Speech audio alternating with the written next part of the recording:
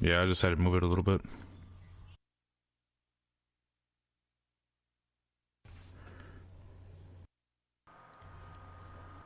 What's good, Relocation Football League fans? It's your boy Smitty here with Bill, as always, for the RFL Weekly Podcast. And sorry we ran a little bit late. Just trying to make sure we had got everything together and was running a little bit behind for just natural reasons. But here we are with the first playoff podcast. I guess we had a podcast pretty much leading into the first round. The first round is done. We're going to be recapping that.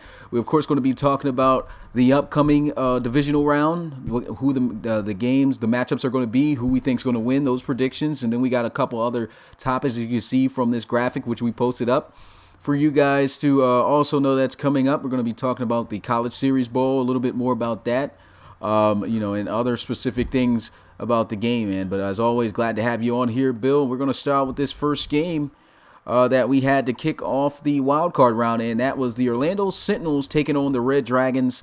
I was excited about this game. I felt this was going to be a really good game. It still was a pretty good game, but it was a very defensive game. And the Red Dragons, once again, get it done with defense. And the Sentinels were only held to 6 points. Final score was 16-6. What's your takeaways from this game? Yeah, this game was, I think it was a pretty good showing for the Sentinels, even though they didn't, come away with the victory. I just thought the Red Dragons did a good job of making DWJ uncomfortable, and you could see it. And a lot of the drives, it just seemed like no matter what happened, he just could not get things rolling. And, the Red Dragons did what they do best. They shut down the offense. They score just enough points to get by, and they just sort of suffocate their opponent on offense. It was a great win for the Red Dragons. And the Sentinels kind of remind me of their first playoff run with Coach Armstrong back in season 3, where they were holding teams to 6 points, and it's kind of like they got did in the same way with the Red Dragons. And that defense of the Red Dragons may not be exactly like how it was back in season 2, all the way shut down, but they looked like that season 2 defense here in this game. And, to hold the Sentinels to just 6 points, that is a huge accomplishment. Got to give the hats off, of course, to Coach Davis for that and the way the defense has been operating, the team in general. And, of course, Coach Armstrong, second time back-to-back getting eliminated in the wild card round. No, it's got to be tough. And I felt like things were there, but like you said, the defense did a good job of rattling DWJ, couldn't get himself into a rhythm, and that ultimately just resulted in them losing the game because they couldn't make enough big plays to be able to move on the defense and win it. So got to give a big shout out there to Coach. It says, podcast hears you but can barely hear me. So can you guys hear Bill? No, man, I was trying to subtly tell you I can't hear anything you're saying to me. Oh, well, let me see. How can I fix that? I think it's picking up us both, but I can't. Hold on, let me turn. Well, they can hear you just fine, yeah, but they can hear both of us good fine. I'm just saying through the headset, I can barely make out what you're saying. Oh, now you can hear me? Yeah. Okay, yeah. I figured out what happened. My bad for I that, messaged you so it didn't interrupt the podcast, but I guess whatever. Yeah, I wanted to make sure, man. I forgot that I need to have that you're not hearing me through the mic that I'm talking with. That's what the issue is. I put my mic up. You're good. You were good on the podcast all the time. I couldn't really hear what you were saying at all, so I was, yeah. Okay, cool. All right, bet. Okay, now that we fixed that problem. But yeah, it's a good game right there. Good game to kick us off. Defensive game, once again, good game. But moving on to the game following that one on Saturday, the primetime game for Saturday, your game, Bill.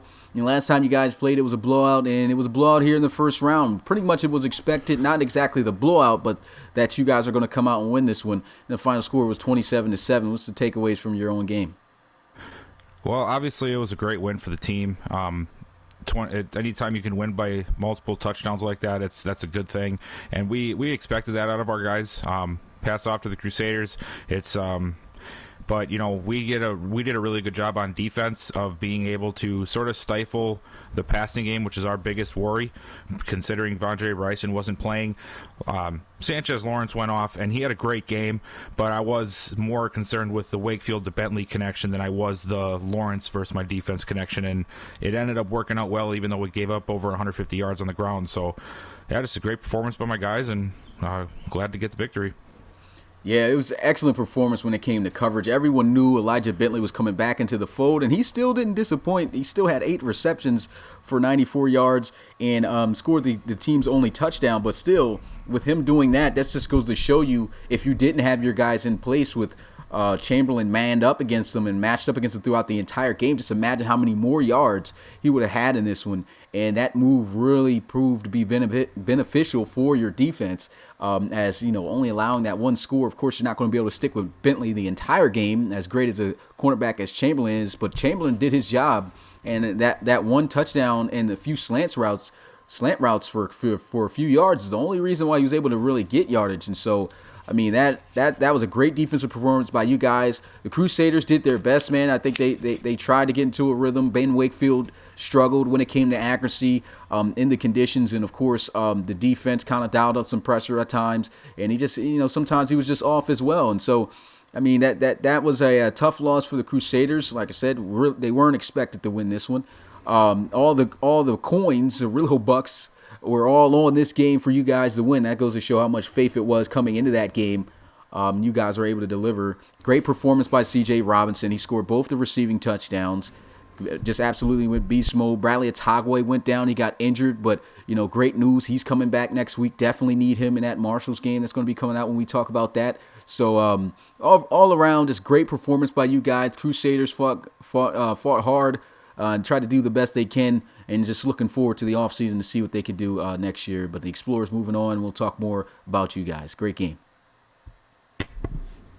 And the second to last game starting up this Sunday, the wild card games, it was the Lancers and the Steamers. Now, the Lancers, after a 4-game skid, weren't expected to win this one. They were on the road at that, and NO3 finally got to get himself back. Coach Rozier talked about NO3 being the difference on why he felt his team dropped the 4 games that they did. And although, it's still debatable on that subject, NO3 still came out and delivered 177 yards, surprisingly no touchdowns, but still had a lot of huge plays through the air. Trey Mason, the whole offense played great. The defense, for the most part, played great. And the Steamers got shocked in that first round here and dropped off in their first playoff appearance. Final score 24-21. What's your takeaways on how this game went down? First off, I agree that NO3 is a huge part of the Lancers offense, but what I've been curious about, and as we saw throughout the season, is I feel like these guys wouldn't have even had to play this weekend had NO3 been running like this all year long. It goes to show the kind of value that you have in a guy like NO3 when he can just come in like that out of the blue after missing how many weeks and just go off for almost 200 yards. That was a great performance by them, and who knows what would have happened in that game without his performance. You would have wished to see that all season long. And who knows how good the Lancers could have been then if it would have been NO3's show the whole way. But, they get it done when it counts in the playoffs. And, they sort of did the same thing that I saw out of the Red Dragons game. Reed Wagner just sort of seemed out of it once in a while, most of the game. He had a rough first half and, battled back in the second half and things got better. And then just a very, very unfortunate backwards juke to just... Who knows what would have happened afterwards. It's very likely that the Lancers still would have won or we would have never even went to overtime. But you hate to see a team get kicked out the playoffs off of something like that as such of a boneheaded move. But great performance for the Lancers offense, and their defense did enough to get them the job done, and they're on in the next round. Yeah, and pretty much I just gave my piece leading into the score here. But, unfortunate how things went down with that backwards juke with Eric Reese. Still doesn't guarantee that they would have won, but the way they were moving, you never know. I think we would have got overtime at the very least if they didn't score a touchdown. That was a big factor in the game. Still got to give credit to the Lancers defense, though. For the most part, I mean, even though Reed Wagner did throw quite a few incomplete passes that were wide open in the first half, the defense at times made some really good plays in terms of their defensive backs. So it's been a real weak area for that defense. And they made a couple of plays that were needed in that first half. And that first half, I feel, and Coach Jones said in his interview, made the difference in why he felt he lost that game. And so congratulations. Well, good job for both teams, and congratulations to the Lancers for advancing on. And for the final game that we had of the wild card round, we had the Cougars taking on the Bulls. The score seemed close, but for the most part, it was pretty much close in the first half. Second half, the Cougars really pulled away.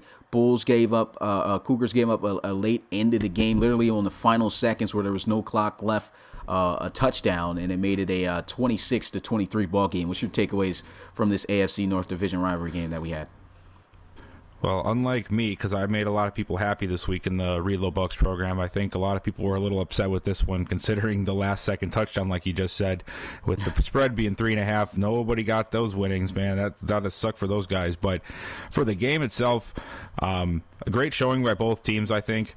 The one difference maker, and it seems to be the real big difference in the Cougars the last, part of the season, even, I don't know, going back to week 6, week 7, they have really started relying on Locker, and you could see the boost he seems to give the whole team when he's running well. And he just plows people over. I love watching him run. Cougars had a great game-going plan the whole way through. And, even though the score was close, I sort of felt like the Cougars did, to some degree, control the tempo of the game and have control for the most part in what was going on. And it was just a great performance for the Cougars, and they go on to the next round. Yeah, a lot of field goals in this one, as I see Awesome Crocodile pointing out. And got to give, of course, a big shout out to Nishan for the donation, always coming through with those, helping out, support the league, man. So the Steam team's going to be back next year, even though we talked about their game. I'm pretty sure that may be a heavy favorite fact. So once again, appreciate you, man, for the continued support and the donation. But talking about this Cougars and Bulls game, this was just pretty much almost the same deal of what happened last time, except no blowout for the Bulls. The Bulls definitely did a much better job of keeping themselves in the game for the most part. But the Cougars, they just kept with their game plan. Rob Slater did pretty good. Didn't throw any touchdowns, but he didn't throw any interceptions either. So he took good care of the football, and he was flinging it there in the snow. In London Lions for the second consecutive game against the Bulls, just going over for 140 plus. This guy's just a nightmare for Brooklyn's defense. I know they're probably hoping that he regresses for next year or at least retires or something. But definitely doesn't seem like the old guy slowing down. 7 catches for 144 yards.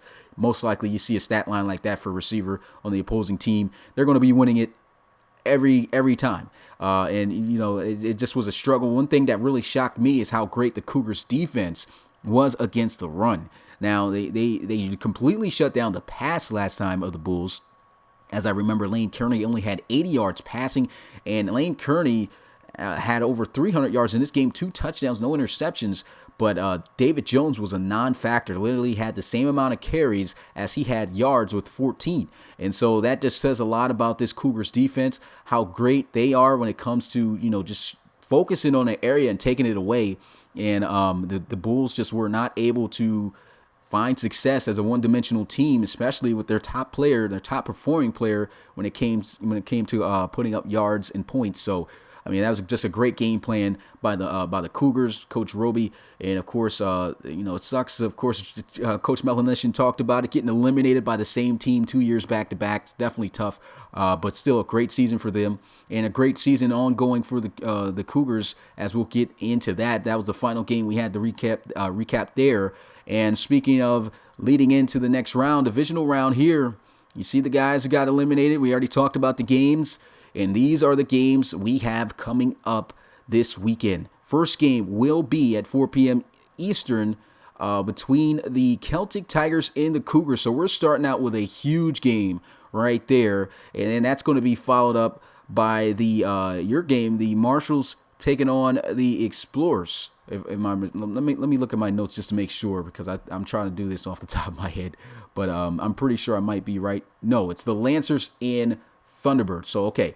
So just look at it from top to bottom, left to right. So the Celtic Tigers and Cougars will be the first game. Thunderbirds and the Lancers will be the night game at 8 p.m. Eastern on YouTube. And tomorrow, the next game after that on Sunday, it will be the Red Dragons taking on the Dreadnoughts and the Explorers taking on the Marshals. So looking at these games, a lot of huge games, great matchups. Let me know who you think's going to win, why you think they're going to win, and even though it's the playoffs, which one game do you think is going to be the most hyped, like go-to match here, go-to game here in this divisional round? Oh man, so let's. I'm not sure what the layout is again. I'm just going to go off of this bracket here for which games Yeah, are you when. can just go left or right, like Celtic Tigers, Thunderbirds, Red Dragons, Explorers, just like that. Okay, yeah. So first game, Celtic Tigers and the Cougars. Man, that is a huge game. And honestly, it's probably my pick for one of the biggest games of the week. Of course, aside from my game, because I always think my game is the biggest game. But outside of that, that is a huge matchup, especially considering the backstory between Coach Roby, the Cougars, and the Celtic Tigers. And, you know, a lot of people, almost everybody is like, oh, Cougars are done.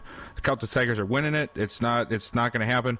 I got to take the Cougars, man. I think that the defense is going to do some things that we have not seen yet to the Celtic Tigers, maybe even on a closer level to how the Sentinels handled them earlier in the season when they got the victory. So I'm going to take the Cougars in that one. Probably going to be a lone wolf on that one, but I'm okay with it. Thunderbirds at the Lancers. Man, this is a tough game for me to decide on because if this is a healthy squad, I'm picking the Thunderbirds 11 out of 10 times. Yes, I know I said 11 out of 10. That's how many times I'd pick them, and I mean it. But LC3 being hurt is a big component and a big deal in this game.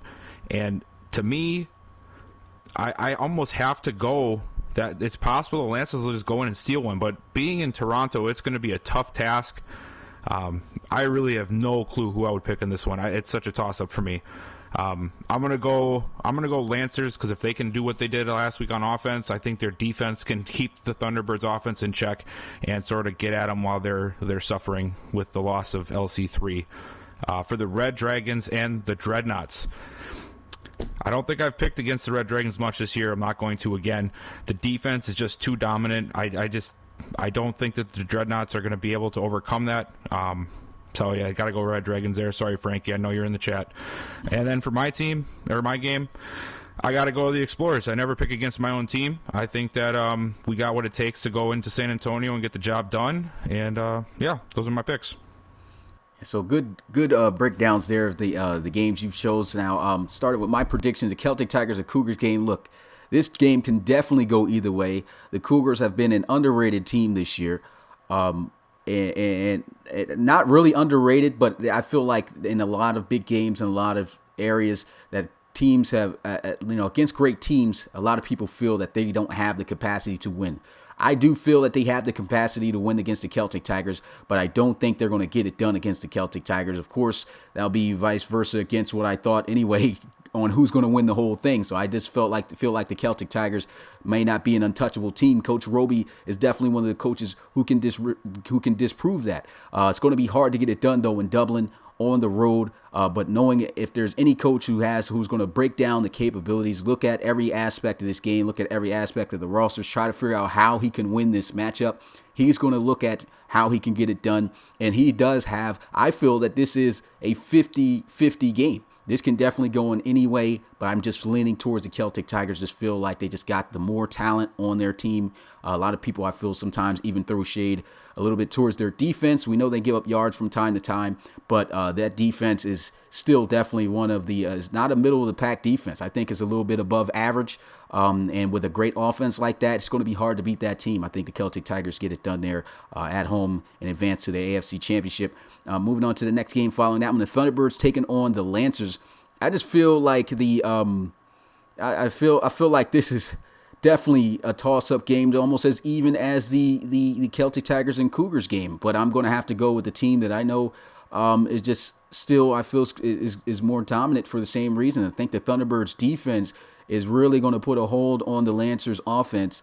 And the Lancers, without their offense, I don't think that they're too great of a team. I don't think they would make the playoffs even this season. Their defense has let them down in a couple of games, especially in those 4 losses that they took towards the end. And, I feel like with their defense in those aspects, did a great job against the Steamers. But I feel like if the Thunderbirds keep everything, basic for whoever Coach Kosera is going to have coming in at the quarterback position, and he keeps things basic for him, not trying to have him run too many plays that are like big plays down the field and things like that, just keeping it simple, moving down the field. I think they can score enough points and the defense can hold the Lancers enough to be able to win that game. So I'm going to go with the Thunderbirds there in that one to advance to the NFC Championship. As for the Red Dragons and the Dreadnoughts game, I think this is going to be a really solid game. I think it could actually be a defensive game, just as it was when the Red Dragons took on the Sentinels.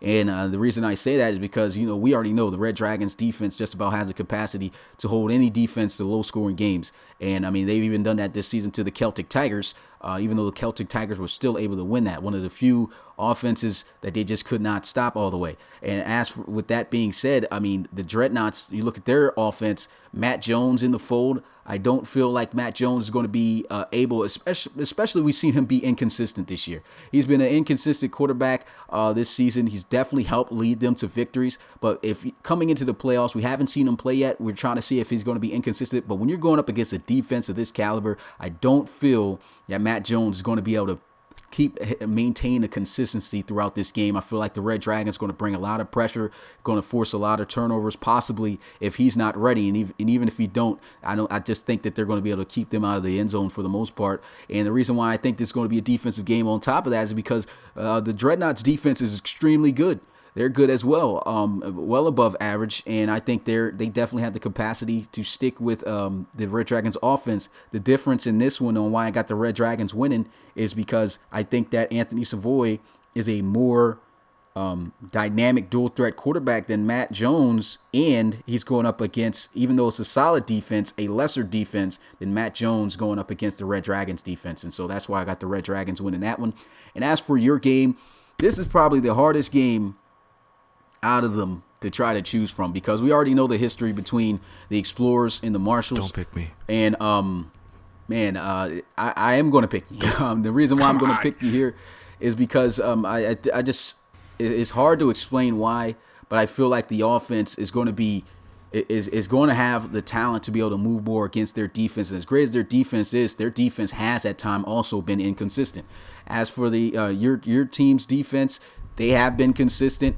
Tyler Agamonte, sometimes he's looked good and sometimes he has not looked good. So he's inconsistent as well. I think you guys may be able to play off with some turnovers off the team. And with that being said, I just feel like you guys will be able to notch it and get it done there. I feel like every single game this week is going to be very close. But my winners, Celtic Tigers and Red Dragons for the AFC Championship, and the Thunderbirds and the Explorers for the NFC Championship.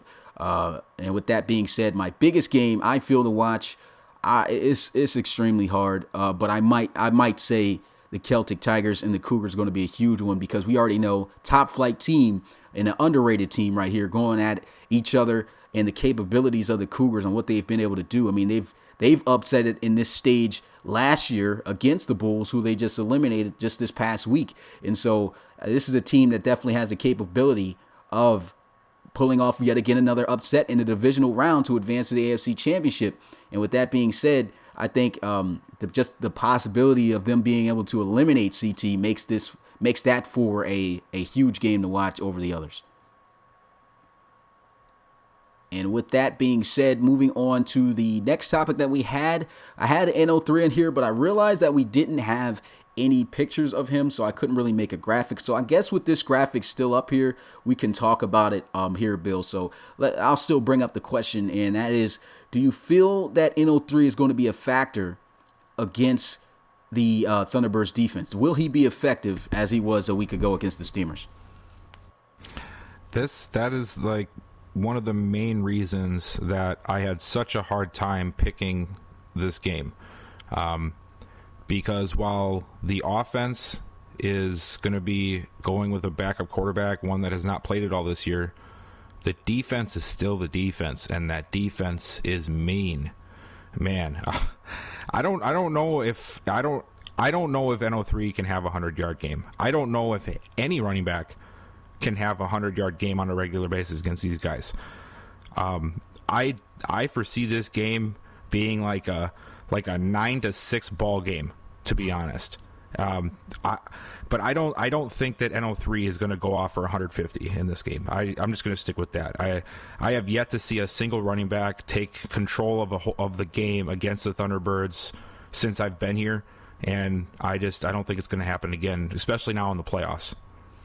Yeah, and that was my big reason on picking them as well. I don't feel like NO3 is going to be a factor against that defense. One of the best running defense. Matter of fact, #1 rated defense when it comes to the run, at least from my memory off the top of my head, leading into week 17, I believe, or if not 16. And so we already know how great their defense is, especially against the run. NO3, he was great against the Steamers, but the Steamers have showed inconsistencies in their defense to be able to stop the run. And so with that being said, I mean, that's just a weakness already in that defense. Do I think he's going to be effective against the Thunderbirds? I don't feel that he will. But the one thing about the Lancers is that they are not just a one-dimensional team. They do pride themselves on running the ball, but they can pass the ball very well as well. Excuse me. But also that's difficult to do against the Thunderbirds. So I still feel like that run game in NO3, he's not going to have an effect going off for 177 yards like he did a week ago. One thing to think about this matchup too, man, is guess who's coming back to Toronto for the first time? Who's that? DeAndre Sayan? Oh yeah. Cayenne? Oh, that's a great his name. Cayenne. But that's one of the reasons I picked him though, man. Is you don't know with that offense, they got a lot of weapons catching passes. And that's a great storyline, man, that I didn't even remember or think of. I forgot that he came from the Thunderbirds and he was picked.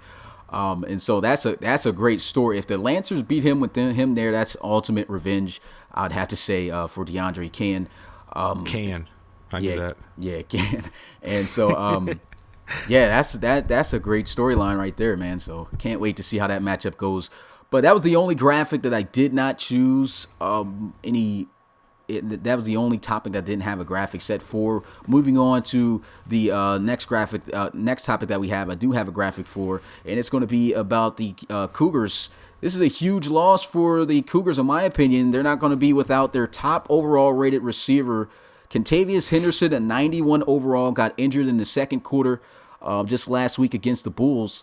And he will be out for the rest of the season due to a broken thumb. With a loss like that against this Celtic Tigers team, do you think that the Cougars will be more effective against the Celtic Tigers without their top target?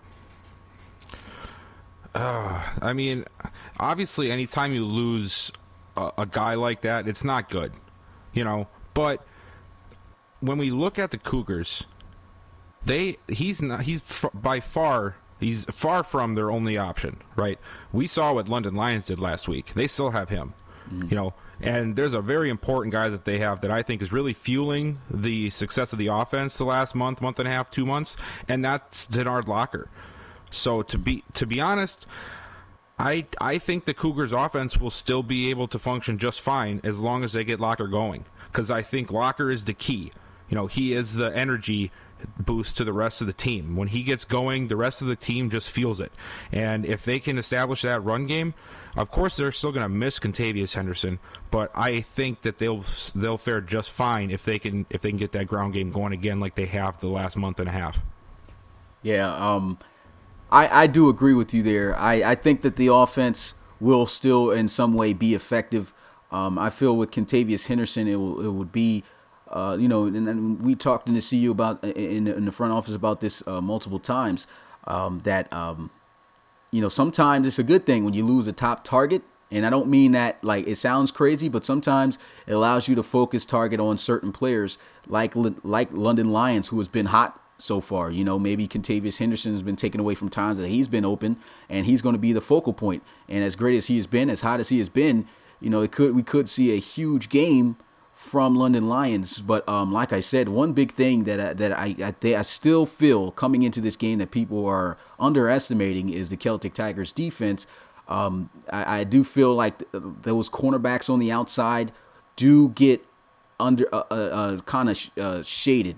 And of course, they're not no top flight cornerbacks, but I mean, Kilo Austin, a young rookie cornerback that they just got in this past draft, he's actually been really great when it comes to pass defense. Mickens out there also, he's been great on the outside.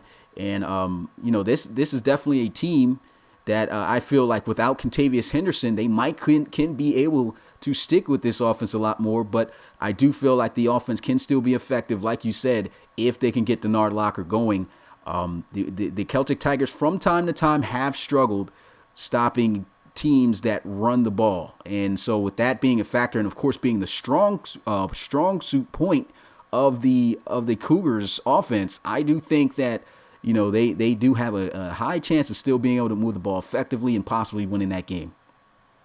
And with that said, of possibly winning the game, we move on to the next topic, still about the Cougars. And that is, if the Cougars do upset the Celtic Tigers, do you believe they'll win it all? Yes. Nice. I don't know what else to really add to it a whole lot, but I believe very much in the Red Dragons. I really do. But the one thing that I think has been, the one team that's been almost untouchable is the Celtic Tigers. They got one loss on the year. It came in the last second. It wasn't a blowout. They have yet to be bullied in any game. Every other team has been bullied at this point, to be honest, except maybe the Thunderbirds. That's really the only two teams that have not been really bullied at all at any point this season. And I just think the kind of emotional victory this would be, on top of obviously a victory, I just don't know at that point if another team can knock them down off that pedestal. If they get past the Celtic Tigers in Dublin, I see them going to the AFC Championship game with the utmost confidence and a stacked team on both sides of the ball. So I think that if they can do this, they're going to the Reload Bowl. Well, the thing wasn't going to the Reload Bowl. It's winning it all. Do you think they're going to win it all if they beat the Celtic Tigers? Well, I think for sure they're going to get to the Reload Bowl if they beat the Celtic Tigers, and they will win the Reload Bowl unless my Explorers are there. I knew that was coming. Yeah, I knew that was going to come up. But yeah, what I do see here, if they beat the Celtic Tigers, and I have to choose yes or no if they're going to win it all, it's extremely hard. The reason why I say no is because they beat the Celtic Tigers. That's great, but I feel like because of how drastic of a difference it is from playing the Celtic Tigers and the Red Dragons, I think if the Red Dragons advance, then you're looking at a completely different ball game where your defense could be absolutely shut down by the Red Dragons, or your offense could be absolutely shut down by the Red Dragons, and at that point, it's your defense trying to shut down and keep up with Anthony Savoy. So I honestly feel like that the determining factor for me, if the Cougars beat the Celtic Tigers and they do end up beating the Red Dragons if they advance the next week, then I've got the Cougars winning it all. And sorry to say that to you, Bill. I think that whoever goes there from the NFC side with the Cougars there, the way Roby's been moving, I think he gets it done there in the championship game in his first ever full season. But if the Cougars win this game and the Dreadnoughts end up beating the Red Dragons, and that's the AFC Championship game, no shade to Frankie, this is my favorite team in the RFL, but I don't see how the Dreadnoughts can be able to defeat the Cougars. And with that being said, and them going to the championship game, I think they win it all at that point. But to say that they win it all if they beat CT, I think it depends solely on who wins that Dreadnoughts and Red Dragons game. And so with that being said, we move on to our final topic. And this is a huge topic right here because I'm not even going to pull the graphic up yet. I'm letting coaches know. Let me check and see if they are here. Is Coach Baker and Coach Rummel in the building?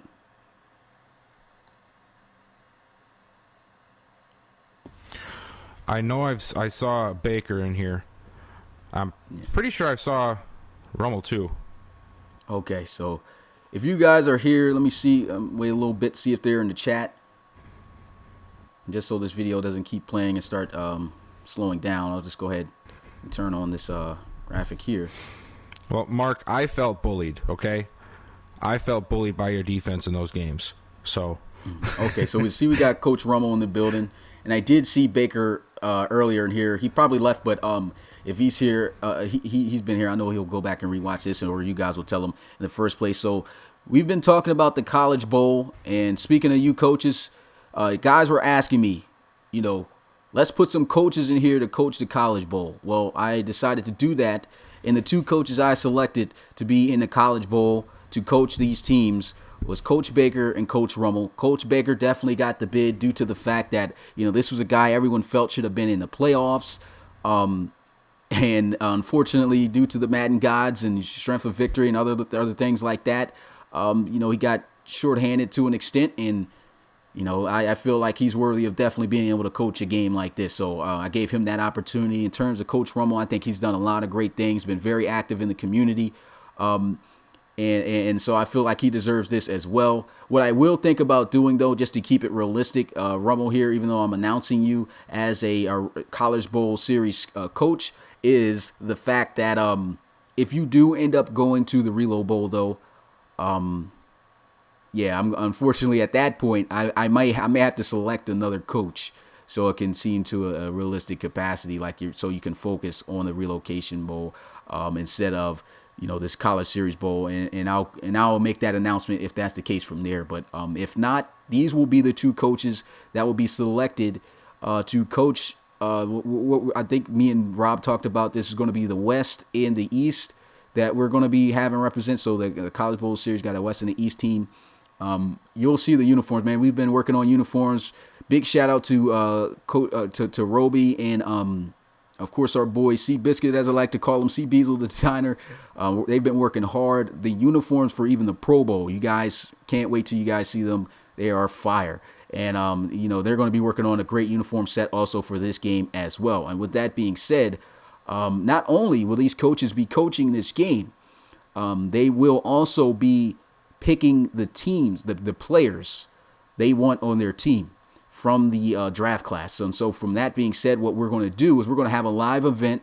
I'm thinking of making it probably separate so we can have more content outside of the podcast. So we're going to have a separate live event due to us, of course, having extra time due to less games, where these coaches, I'm going to bring up pretty much a draft class in a different file. Of course, I'm not going to be exposing, scouting points and things like that. It's just going to show who's in the draft class.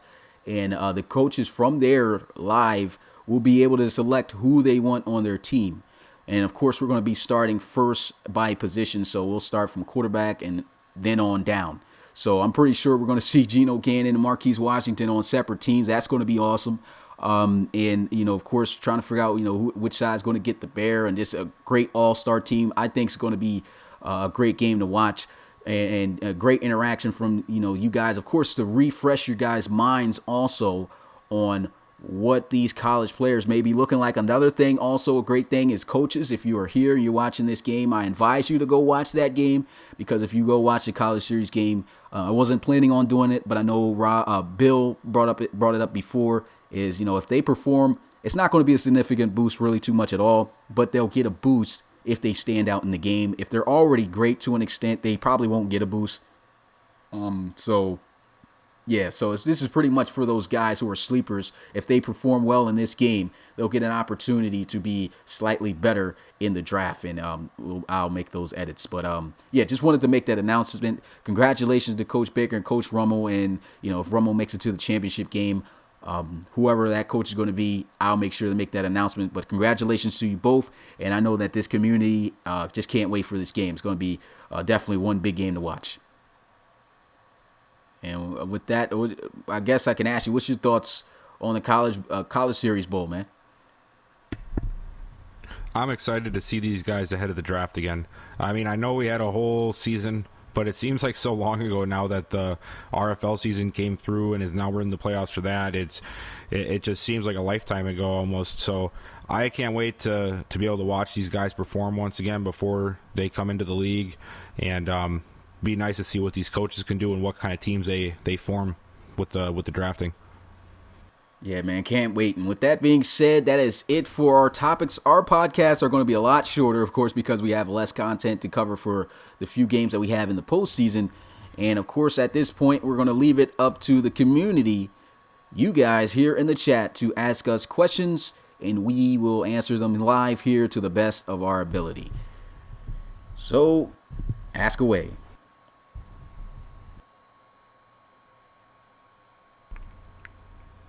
Another thing, too, before anybody asks this question is this is something I'm planning on doing every year, too. So The college series guys that are coming in this year, you will also have a college series bowl game as well, where the coaches I select to be the coaches of the West and the East will be able to select you guys, and I think that's going to be definitely lit for next year due to the amount of submitted prospects we have coming in this series.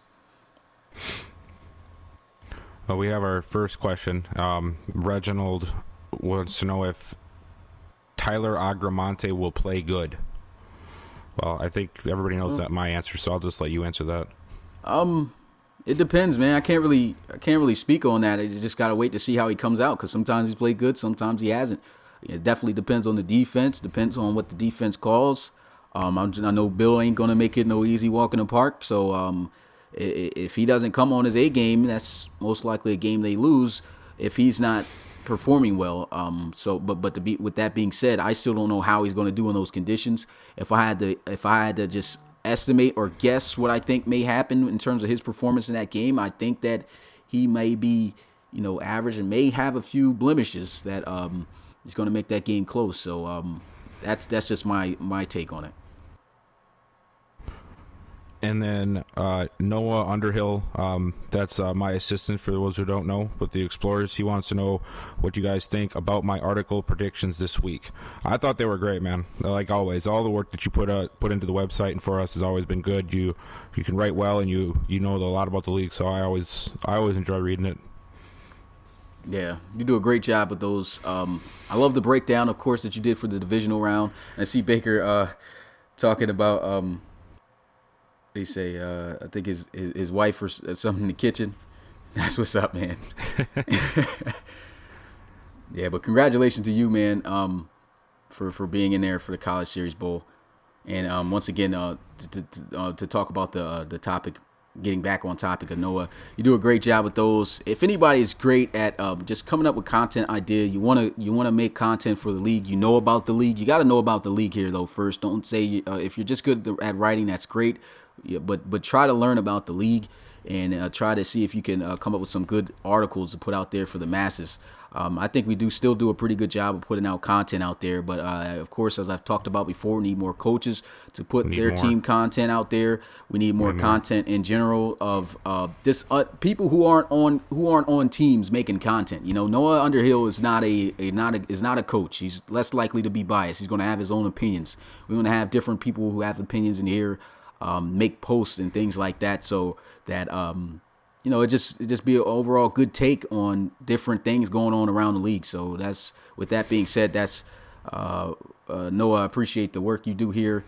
Whenever you're able to make articles and things like that for us, you do a good job. And then Coach James wants to know who the Thunderbirds backup quarterback is. Well, I know one of them is Hand, right? Yeah, so the Thunderbirds have two possible backup quarterbacks. I still don't know who's going to go in there. And the depth chart, from what I've seen, is Connor Hand. Last time I seen Connor Hand play on the field, it was in the preseason this year, and he didn't do too well. He did really bad. I think he played 2 games. The second game, he did okay. Of course, that was against backups. And so with that being said, guys, I seen that Noah's reverting back to Noah's article. He talked about people slept on the Thunderbirds then. And slept on Kyle Bain. Now, people slept on Kyle Bain, but there's a huge difference. Kyle Bain was a dual-threat quarterback, and he actually ended up being pretty solid. I think he played a little bit before he even went to the postseason and got his opportunity to play, and he didn't do all too bad. I think he did bad in one game, but for the most part, he was a solid playmaker, and I think he's well above the playing ability of the guys they got there on the bench backing up LC3. Now, the other guy on the bench is Cade Tosser. Now, most of you guys won't remember this guy at all because he was probably, unless you were an OG subscriber, this guy was like back in Season 2. He hasn't played since Season 2 for the Steamers. And when he was with the Steamers, the guy broke the record and still holds the record for the most interceptions in a single game. He threw 6. And so with that being said, these are the 2 backups you got coming in. There is no Kyle Bain. So that is a huge difference. And it makes the team, in my opinion, still one-dimensional. You don't even have that dual-threat ability like Kyle Bain to be able to run outside of the pocket. And so now you got to rely on the quarterback play solely from these quarterbacks who don't have too good of a history here in the league. And so that's what really is hindering the Thunderbirds. Now, can they still get to the Reload Bowl? Heck yeah. But, yeah, it's going to be a tough journey for sure. There's still a possibility they can even lose to the Lancers here this week. So, yeah, those are your two quarterbacks that the Thunderbirds have to choose from. Hopefully he finds something out to make them be effective. And if I was Coach Kozira in that situation, I would just go back to the 2008, 2009 and go and get that Miami Dolphins playbook and get that Wildcat and bring that back and just put General and Mickens back there. Yeah, have fun stopping that. And I see Mark saying we are trying to reel that INT record. Cade is starting. So Cade Tosser is going to be starting. Now, I honestly was looking forward to Coach Kozira starting Cade. And the reason why is because, we saw what Connor Hand looks like on this game this year because of how he played in the postseason, in the preseason. And, he didn't even do good against backups. What we haven't seen, once again, like I said, is Cade Tosser in Madden 20. He hasn't played for pretty much 3 years, and here he is getting an opportunity to play. We don't know how he's going to play. He had that bad game. He had a bad rap there in Memphis. He's with a different team. He's got a little bit more talent around him. So we don't know what we're going to get from Cade Tosser. He could actually end up coming in and playing decent. And I honestly think that's all the Thunderbirds need is to at least have that defense, that offense play decent to win games, to at least get themselves back, for a third straight year to the Reload Bowl. I mean, even if they beat the Lancers, that'll be the fourth straight season. That would mean the Thunderbirds have never missed an NFC Championship game, which is just incredible. So I think it's a good decision right there on behalf of Coach Kozira.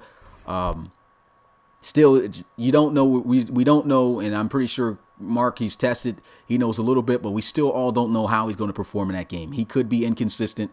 And you might, going into that game, might need a simple game plan, something that's not going to force him to have to play at a high level and could cost your team the game. Because I think turnovers is going to be what's going to kill the Thunderbirds if that happens.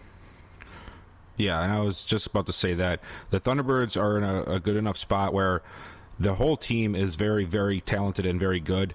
They don't need a savior at quarterback for the playoffs. They just need somebody to not lose the games, basically. Yeah. Pretty much. Regier wants to know who the worst teams left in the playoffs, one from each conference. I can't say that, honestly, at this point. I think all teams are talented. You talking about overall or in the play? Yeah, he said the playoffs. So honestly, I can't say that. I don't think any of these teams are bad. Okay, we have another one from Reginald. Do you think that the Marshals will beat the Explorers with Agramonte on the team? I mean, pretty much it comes down to what we spoke about earlier on who we think is going to win the game. I already made my predictions. I feel the Explorers are going to win. So to answer that question, I say no. And, Bill never goes against his team, so I'm pretty sure he's going to say no too. So I guess that's the best way I can answer it. Which draft prospect is the best in your opinion? Are we Draft talking prospect? about this year's draft, or I don't know what draft they're referring to? If he's talking about this year, I can't speak on that. I know the ratings, so I guess Bill can answer that. So it's little Bill from Stanford. No, if I had to choose one, that's a really tough one. I think I'll go Geno. If I had to choose one between, so obviously it's between Marquise Washington and Geno Gannon, and I think I'd go Geno. Yeah. Baker says she always listens. She knows Smitty and Bill's voice. Awesome. Good to hear. Hi, Mrs. Baker. That's awesome. Come on. Bill, do you... Okay. Reginald, I'm not going to answer the question. It seems that you're a little upset with me because I told you to stop spamming the chat about the Voyagers, so now you're repeatedly asking questions against my team that I'm not going to, This is sort of what I'm talking about here, bud. Like, you wouldn't have any problems in our chat if you could just come in here and communicate with the actual topics that are being talked about, but you always have to come in and just sort of go over the top a little bit, man. If you notice, nobody else does that, so that's why I said something to you. It was nothing personal. Mm-hmm. Is there an official? Oh crap! Where was that one? Is there an official signing day date yet? Leo Moon has So I should have also made this a topic. So this is something that I'm teetering on. So now, since the release of Madden 21, we found out is going to be, well, at least from what they posted on August 25th, that is going to push back the date of which the college series will start.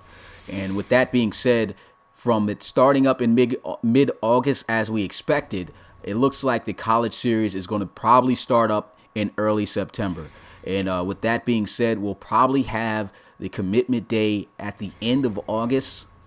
And with that, I still don't have a date yet. It depends on when Madden's going to drop. So if Madden does come out on the 25th, and that's with early access, we still have to build up the generics that come from that game in the college series. And so we can't even start no later than when the game drops on August 25th. So that means the official commitment day won't even be until after that. So I still don't have a date on when that's going to be. It is going to be pushed back due to Madden having a later release time than usual. And so that's all I can really say about that. Just look forward to just look forward to, whenever, the game comes. Hopefully they release it earlier, but I think that that's when they're going to release it. So, and there's nothing we can do to speed up the process, guys. So you're going to have to wait a little bit longer due to that. And Rob, I did not post the last one, but yeah, that's definitely something I should have been doing. I forgot all about that, man. I can get those podcasts up on the website. I can put it right in the blog there. I think I can attach a video file.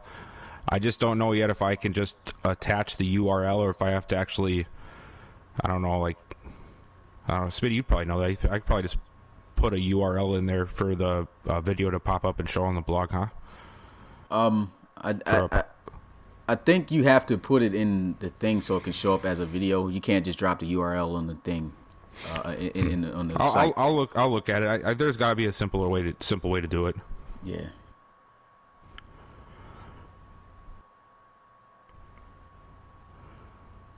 Shoot, but I guess while we're right here, go make another little pitch. Anybody new trying to get in the RFL college series, man? Go ahead, fill out a player application on our website at relocationfootballleague.com. Only a one-time fee of $5, and yeah, man, join. What are we, over 180 prospects now, Bill? Oh yeah, we are. I believe we hit 182. Mm-hmm. Could be off a couple there, but yeah, we are very close to getting to a full draft class at this point. For those who don't know, full draft class is 224 or 225 players. And we are getting pretty close to that.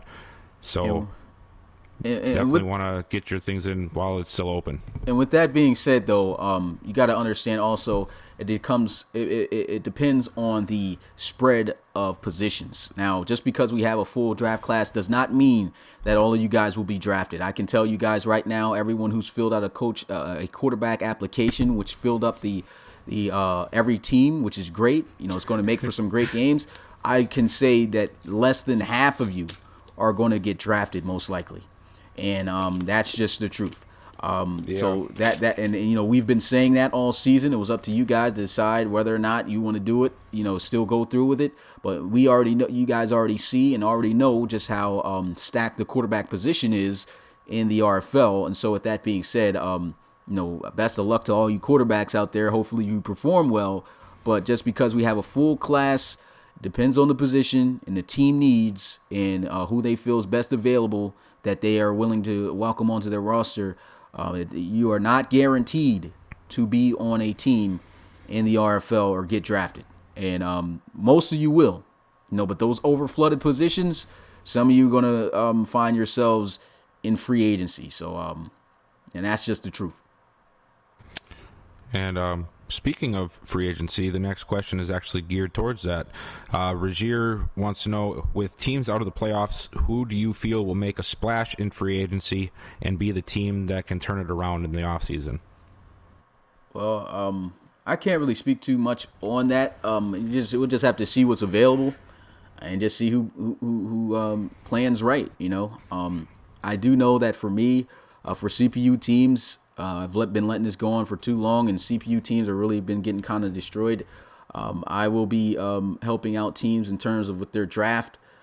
For guys who are new, who are here trying to be coaches, this is a message I'm going to put out later on too. I told you guys that applications will be opening on the 29th, but with that being said, that doesn't mean you're going to get hired right away like we used to do, because this is a draft coming up, and I don't want somebody who's just joining drafting for a team when they don't know, when they just came in and they're just pretty much just picking anybody, so and that's not going to help the team. So for all the teams right now that don't have a coach, I will be selecting their draft picks based off of their need and best available. And when I say best available, I don't get to select a particular player. When I say best available, it's just in terms of the position of need, or if I know that this position right now is dry, I only have to go off the top of the list of what's there in the position that they're willing to grab. So that actually helps it to where, because I have hindsight of what the overalls are, I'm not just selecting who I know is going to be good for the team. It depends on who's there and who's available. So that's how I'm going to go, how I'll rock with that. In terms of that free agency, though, that you were talking about on which team's going to make a splash, we're just going to have to see it, man. There are a couple teams that's just a free agent or two away, but I believe that gets also intertwined with how well they do in the draft too. You can get some free agent pieces, but I think if you get a good free agency and a good draft, those will be the teams that are going to have a pretty solid season at least in my opinion, next season.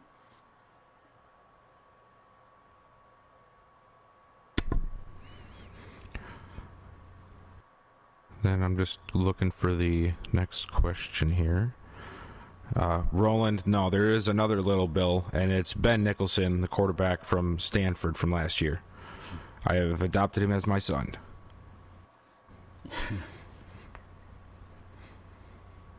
Yeah, Frankie. Yeah, exactly, Frankie. Why did Little Bill go to Stanford and not Wisconsin? Well, to be honest, Bacciagalupi, he just probably wasn't thinking very clearly when he was making his decisions, and it showed. It was just crazy that this guy happened to have his same name and last name, but he was literally a generic player, and the only difference was his name was Ben instead of Bill, so that's why Bill adopted him. When does the applications for college series end? The applications for the college series end right after the relocation bowl ends. So once the relocation bowl game is done, I'm gonna have Bill, of course, go to the website, and as soon as that stream ends, cut it off. So you have all the way up to the end of this month on the 28th.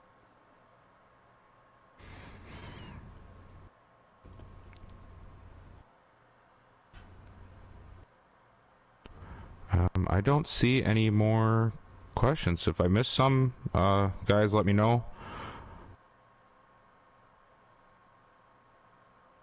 Don't forget. Bill, you okay?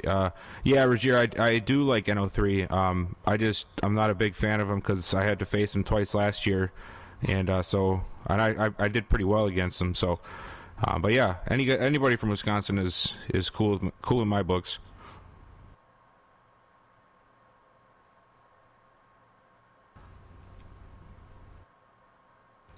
Is it just because we didn't have as many games to go over? But I feel like we didn't have as much stuff. Yeah, we definitely going to be shorter podcasts, but I think anything over an hour is good. We used to run these up to 2 hours, but with that being said, I'll probably just take one more and then we'll roll out of here soon. So, see any more questions? It says, do you know which city will be hosting this year's Relo Bowl? No, we'll still figure that out when that time comes. I just got a sandwich delivered to me from my daughter. How awesome. Said, how likely is the Red Dragons to win the Relo Bowl? I think this is a high possibility, man. And this is my opinion. I know Rob ain't going to like this, but I feel like if the Cougars advance and they do defeat the Celtic Tigers, I feel like the Red Dragons will beat the Dreadnoughts, and if they got the Cougars to face, I think they can defeat them and move on to the Reload Bowl. With that being said, looking at the NFC teams, I think that it's going to be either possibly the Thunderbirds or the Explorers that's going to represent the NFC. And with that being, if the Thunderbirds make it, I say the Red Dragons win because they don't have LC3. If the Explorers make it, that's going to be a tough one. But as great as the Red Dragons defense is, I think that they can really put up a good effort against the Explorers offense, shut down most of what they do. And their how defense. did I get roped into this? Yeah, I'm just saying, man. And then you the Explorers, as we've seen with the Thunderbirds when LC3 was healthy, struggled against scrambling quarterbacks. And so with that being said, I think if the Red Dragons make it to the Reload Bowl, they win it. And just to put that out there from before, too, when I was talking about the Cougars making it to the Reload Bowl, I wasn't like a knock against the Red Dragons. The Red Dragons are a beast of a team, and we saw that with most of their games this year. I just think that, between the matchups between the Cougars and the Red Dragons, I think that their teams stack up a lot better against each other than a lot of people think. And with a high win like beating the Celtic Tigers at home, I just think that would just catapult them up over the top. But I can see the Red Dragons winning it all too. They are a great team.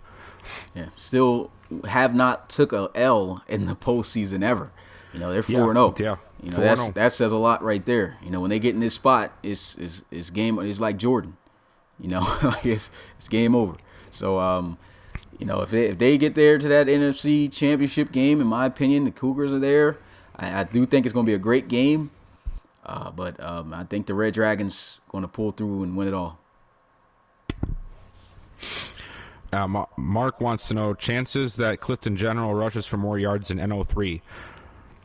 I think it's a high chance. Yeah, I think that's a high chance, and that's not a knock against NO3 at all. That's just that's more of a testament to your defense.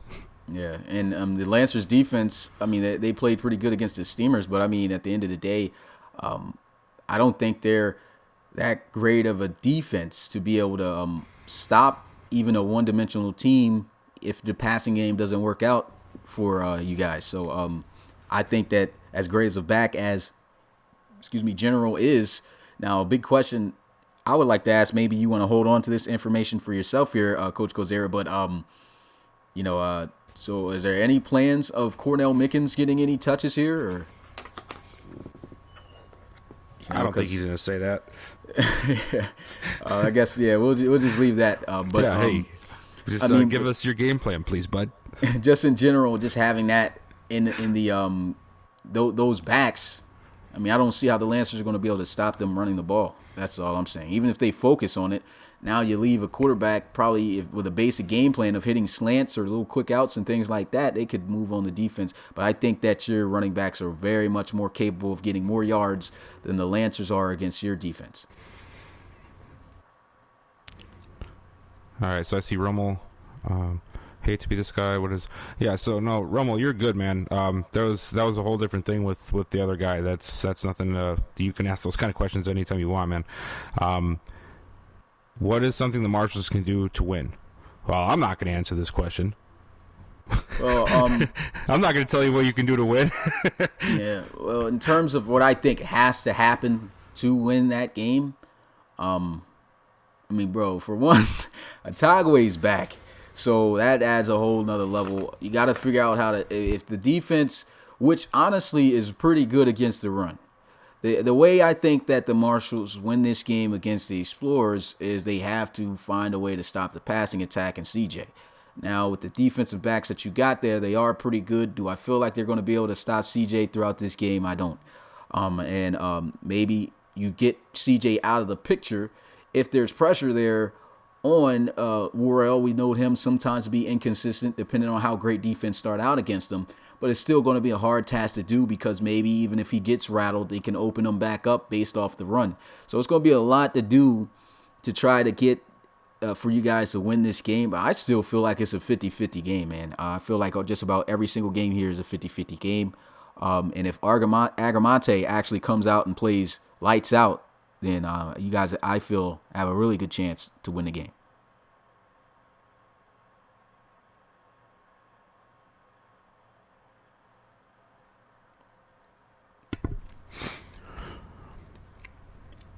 Okay, I see Regier. What would it mean for NO3 to get 100-plus yards? And Bill, you win. Will that change on how you play, or will you continue to play the way you always do?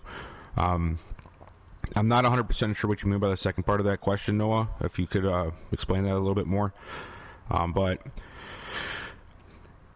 And if NO3 can get 100 yards, man, that's a big testament, because I mean, that's a tough task to do against the Thunderbirds. It doesn't matter who you are. Yeah, so if you get that done, it's great. But it ain't about getting it done. It's about getting it done completely, beating them on top of that. It'll be great if he gets 100 yards, but if you guys don't win, it don't mean anything. So I say, you want to catapult your team up there and being a great team. It's already a great team, But if a huge statement would be him doing that and the Lancers winning at the same time. Now, of course, it's still without LC3, but that'll be a huge statement in my book. If you guys can score, in my opinion, over 20 points and win the game, that's a huge win in my book.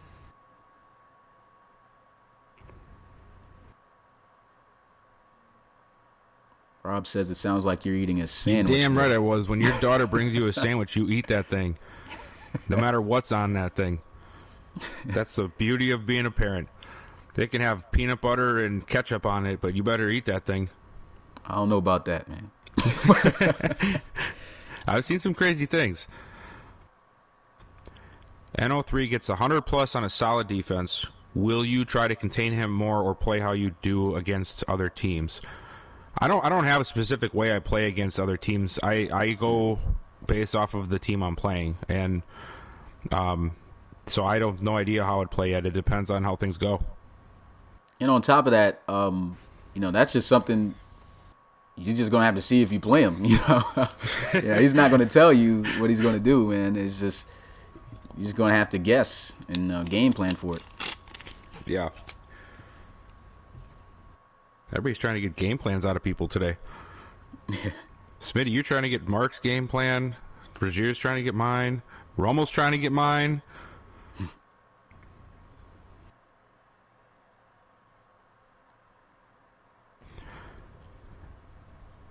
So how excited are you guys for the college series this year? I'm very excited. It's the biggest draft class we've ever had.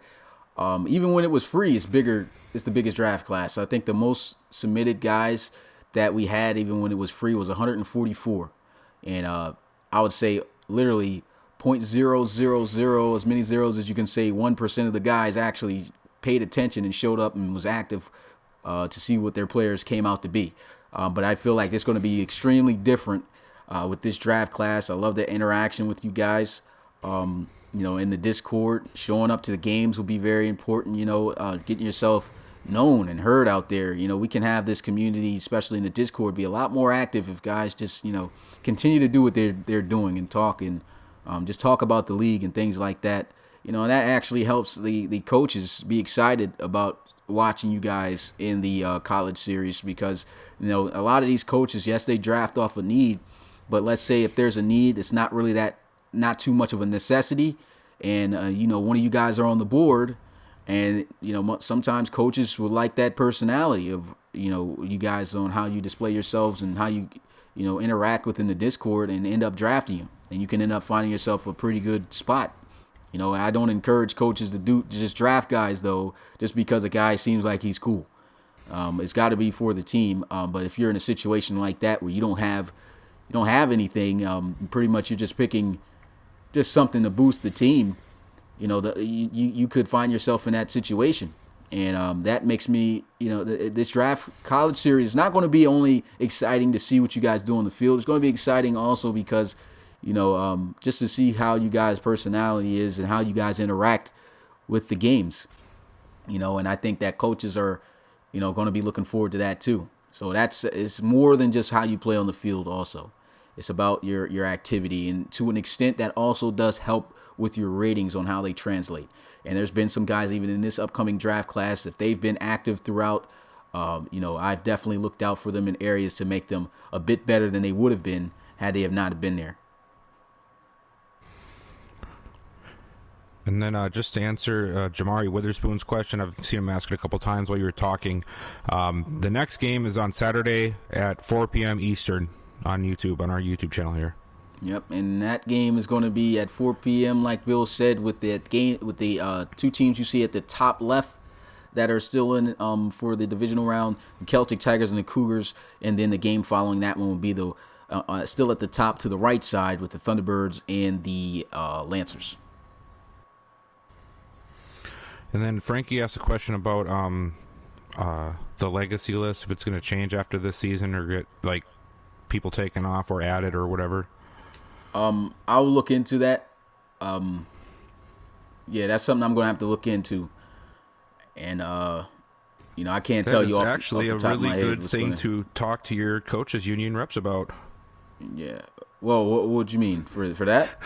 Well, to bring that up, to talk to them, and then if it's something that they understand, they bring it to us, and we do our whole little thing. Yeah, still depends though. Like, I know. definitely I'm just good to have saying, get the decision. conversation started. That's the first step in the process, is what I'm saying. Yeah.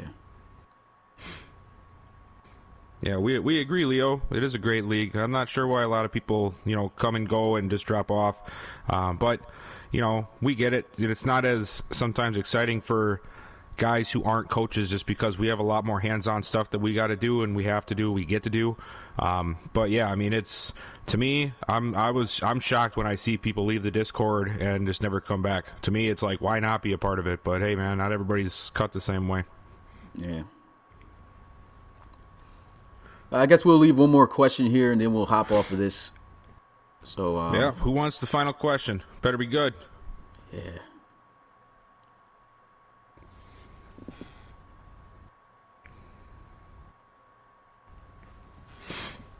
And this is the weird, awkward pause between the time that we talk it and the time that they actually hear it and then actually type it.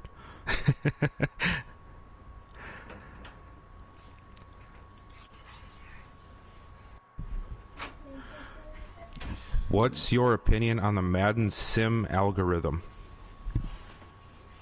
Madden Sim algorithm? I don't feel that there is an algorithm. I don't feel like the game decides who's going to win as soon as the game is started up and played. I feel like it's a situational based game. So even though we know the game doesn't play out to a full extent of perfection, it's a game. We already know there's going to be errors. It's definitely improvements that could be made by EA. But I feel like it depends on the play call, it depends on the situation, and it depends on the ratings. Depending on what that computer calls on the other side, and vice versa, and the situation of what the play is going to determine what happened. A prime example of that is the last week's game, the Lancers and the Steamers game. None of when I see people say scripted, I feel like the game, it is scripted, but it's not scripted to play out a certain way throughout the game. And the reason why I say that is because I feel like what is scripted about the game is how the play is made. So those jump balls, those animations, determining who's going to win the game, it's scripted for a person to get in position to make that play.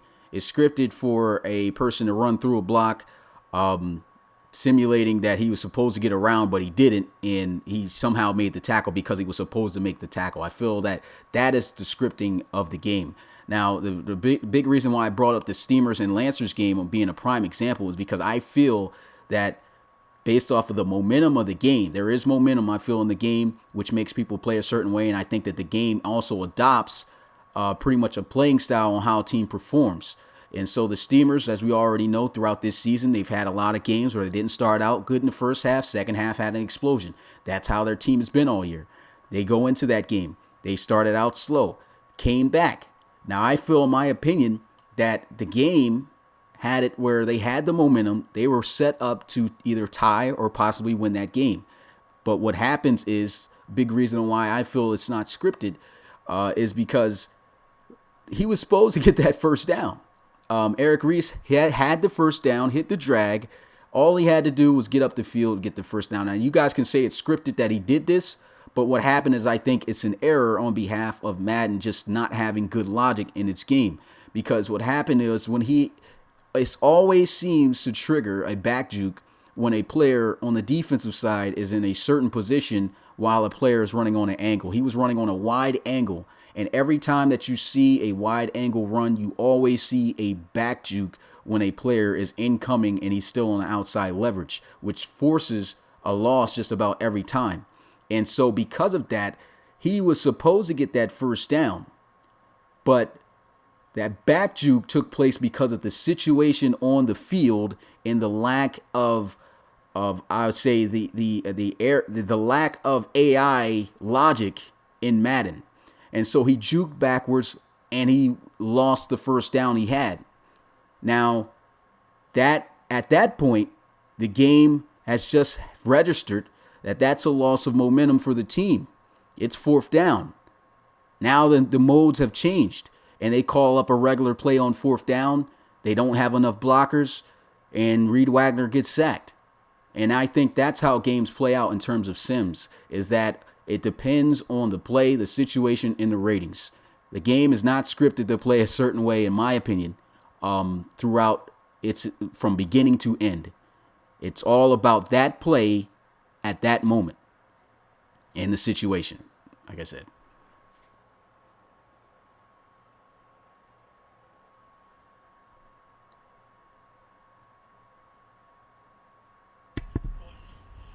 Yeah, looks like that was the last question, looks like. Yeah. So I guess with that being said, appreciate you guys as always jumping out and supporting us on the RFL podcast. It's your boy Smitty, RFL commissioner and play-by-play commentator, along with Bill. But before I close this out, I wanted to touch on this matter. You know, we're definitely not trying to make it all political here, but you know, with all the things going on around the world right now, especially with everything that, of course, that happened with George Floyd, I want you guys to be safe out here. Protests, if you're going to protest, do it peacefully. You know, don't go out here and just break in people's houses, destroy stores just because you see everyone else doing it. Be safe out there and just be peaceful. There's no need for any of that to happen. If anything, you're not bringing any good to George Floyd's name. You're not doing it in his name. You know, so I would just encourage everyone who's partaking in the activities like that to please do so peacefully. Look, I'm a black guy myself. I already understand. Everyone's fed up at this point on how things have been going into America. The good thing is, at some point things are going to change. You know, it is 2020, and maybe it is definitely too late for there still to be racism around. But you know, they got the 4 guys. They're booked. You know, but still got to see if those charges stick and if they're going to actually be behind bars, which they should be. But with all that being said, man, just want you guys to be safe out here and vote. Vote, man. If you want to change, vote. And that's all I got to say. Also, I did also, so you guys can have knowledge on this, know there's 4 states in the next, within the next closest voting time for you guys to be able to vote here. Now, Georgia, Nevada, South Carolina, and West Virginia will be having, presidential primary and state primary on June 9th. Okay, and that's Georgia and West Virginia for both of those, and then the state primary for Nevada and South Carolina. So go out and vote, man. You want to make a change, go out and vote. You know what you need to do, and be safe. And that's all I want to say. That's the last message before I get out of here. Appreciate you guys coming through, and RIP to George Floyd, man. RIP to everyone who died under these circumstances. And all you guys be safe too. And let's avoid this from happening to the next guy. Peace.